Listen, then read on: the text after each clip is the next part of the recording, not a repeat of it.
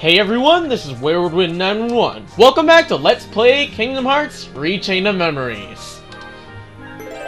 Now that we've cleared up the Key of Beginnings, we're gonna go to the Key of Guidance. And since I've already cleared up this room, I'm gonna recraft it into a calm bounty. Because the treasure chest on this floor is actually really good. Hey look, a nice change of scenery. So let's just get this. Let's get the chest. And see what we get. Stop. Oh yeah. Stop is back. Allowing us to, as you might guess, stop the enemies in their tracks. Now, this isn't the effect that I'm necessarily hyped up about. No. It's with slates that are gonna come later on down the line. Just the fact that I've unlocked stop will mean that once I get better stops and once I learn the slate, I'll be good to go. Like, really good to go. But, now that we've done that, we can't really use that stop card since that stop card has the value of 1. So, it's just on the back burner. Just a reminder that we have access to stop in the Moogle shops. And from random drops, I suppose. Anyway, we never found Alice after she ran off in Kingdom Hearts 1. Interesting how she's still here, but then again, this version of the world doesn't have any meddling from other worlds, since that's what Riku, or Maleficent, whoever, that's how they got Alice. They intervened and swiped her from the cage she was in, I suppose. Either way, she was gone, but she's here now. And of course, how could you have Alice in Wonderland without the Cheshire Cat? Of course, I really think the Mad Hatter is a bit of a more eccentric character. I don't understand how the Cheshire Cat rose in the ranks, but yeah, because it's like, I swear, at the very least with the Tim Burton Alice in Wonderland, or whatever the hell it was called, I know it was the Alice in Wonderland adaptation, the Mad Hatter, of course, played by Johnny Depp, since Tim Burton always needs Helena Bonham Carter and Johnny Depp in his movies for some reason.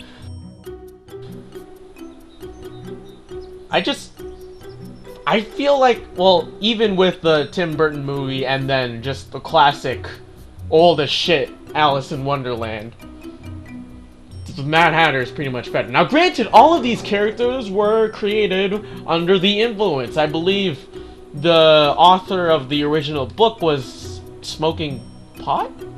I think? Either way, he was high, and that's why the story is so goddamn bizarre.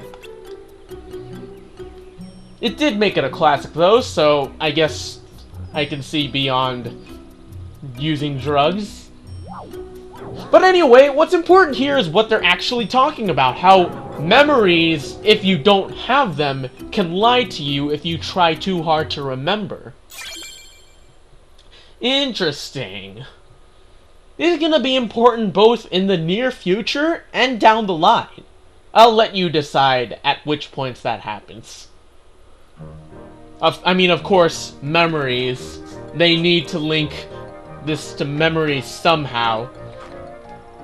Anyway, how many Moogle points? 300. No, I don't think that's enough Moogle points to craft a Moogle room. I'll wait till next floor.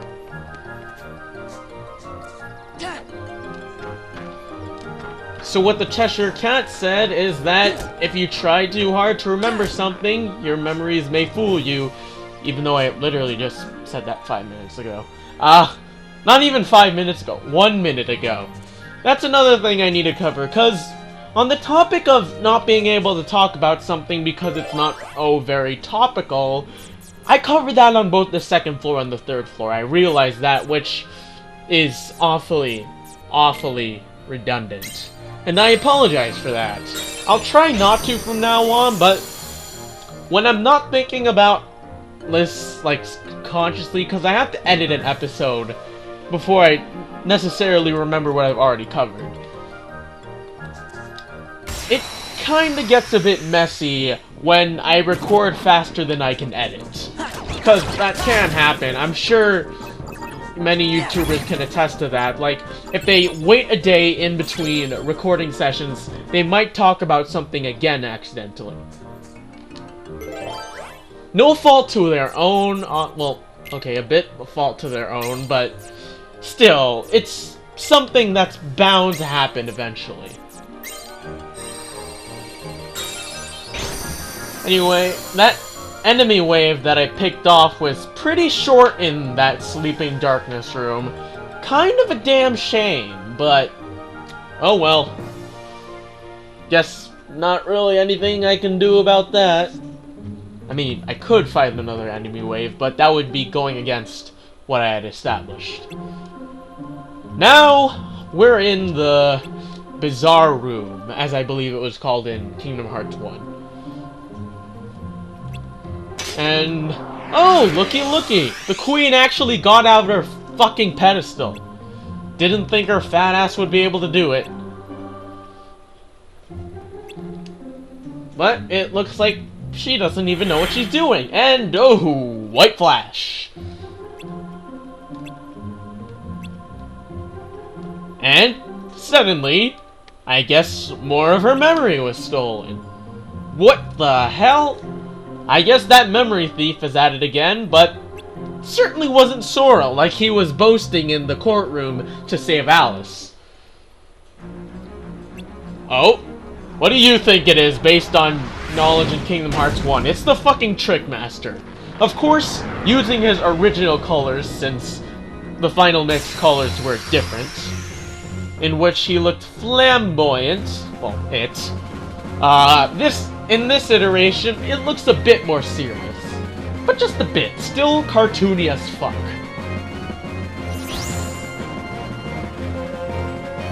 But of course, we get the table. I think we got the table last time we fought it. Anyway, what you're going to want to do here is wait for it to make a move, and then card break it into a combo. Like here. That's how you stun it. And stunning it, of course, as you might expect, is the best way to go about this fight, since it'll make it more susceptible to your own blows. Damn it. Of course, you don't want to miss that often, but it's bound to happen. Of course, I'm making quick work of him, but as I'll try not to stress that much anymore. Practice runs. So, ooh, no. Do not want you breaking the frickin' table, because it can do that. So, your general idea is to not let it. Now, in the event that you do let it break the table, it will eventually spawn a hidden Mickey card, which will allow you to bring back the table. Oh, that wasn't enough. So let's finish it off with a blizzard. Anyway, using that strategy, this boss fight isn't really all that hard. Shouldn't give you too much trouble. Especially if you're using your deck correctly and ordering your cards to maximize your damage potential. So sweet! We beat the Trickmaster again, and again I mean as in the series in general. But it looks like we've still got the Queen of Hearts to deal with. And of course, she is being a paranoid and bitchy little... Well, okay, not little. She's fat.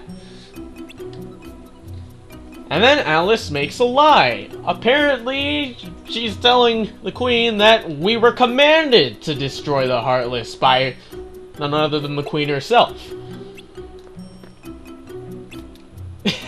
You can see it's kind of awkward for Sora to be respectful. But, of course, with a little bit of exploitation, I suppose? The Queen gives in to Alice's excuse. So we're saved. I like how, as a different twist, because Alice never got kidnapped, we're traveling with her. I mean, she's definitely not a friend card, but the fact that we're traveling with her is a nice little deviation. It allows more of an interaction between Sora and Alice, which is probably something that, as the first Disney World in Kingdom Hearts 1, was kind of lacking. I mean, it took how many hours just for you to have a legit companion in a Disney World, that being Tarzan in Kingdom Hearts 1. So, yeah, this take on Wonderland I really do like.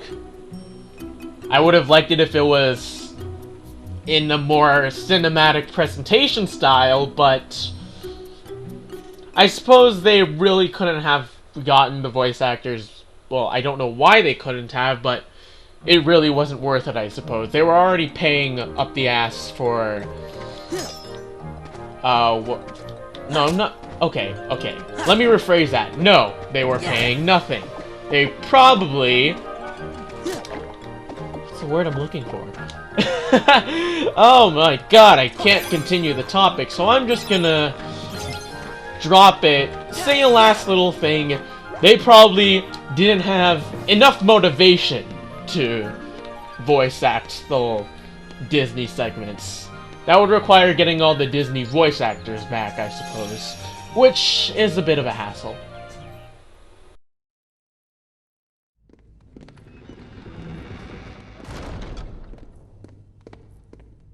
Who could that have been before, in my memory?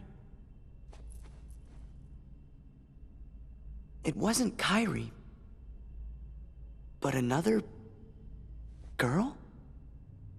Maybe... I think her name was... Sora! Let's go! You wanna find Rico and the kid, don't you?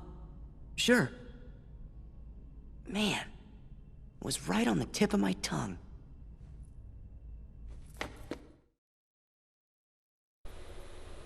I love how Donald is just like, you want to save Riku and the king, right? And then Sora's just like, sure. As in, oh, yeah, that sounds like a good thing to do right now. I've got nothing else to do. And he was just thinking about that one blonde girl who randomly appeared as he was remembering Kairi.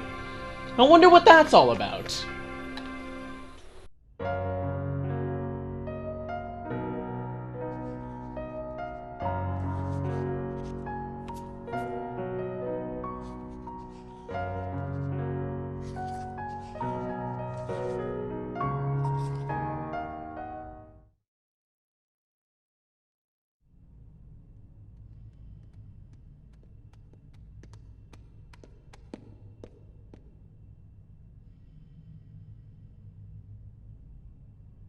I remember. Huh? There was another girl. What? A girl? Where? No. I mean on the islands where I used to live. Besides Kairi and Riku, there was one other girl I was friends with. The four of us played together all the time. Sora? Seems to me that's the first time you've mentioned her. Yeah, I guess I forgot all about her. I think she just suddenly went away when I was still really little. What do you think makes you remember that now? I'm not sure, but it's been coming back in pieces as we go through the castle. Gorge, do you remember her name? I don't remember. I feel kinda dumb. We said we weren't gonna forget our friends, and well now, I can't even remember her name. Sora! Oh, you shouldn't be worrying none. If it's been coming back to you in pieces, you're sure to remember her name just like everything else.